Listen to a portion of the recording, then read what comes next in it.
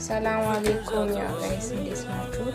ዛሬ የምንሰራቸው ምግቦች ይሄ ትልልቁ ቃሪያ ነው በከለር እና ሌላ ምን አለሽ? ملون فلفل ملون ይባላል በአረብኛ።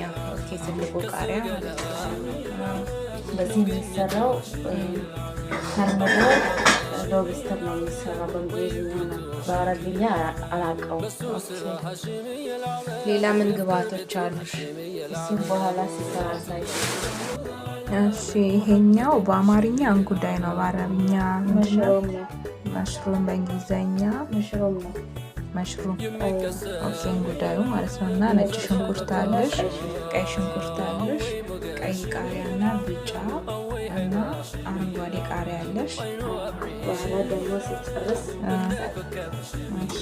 ወንጀሌ ስር ዘዶ ከስህተት ባልድንም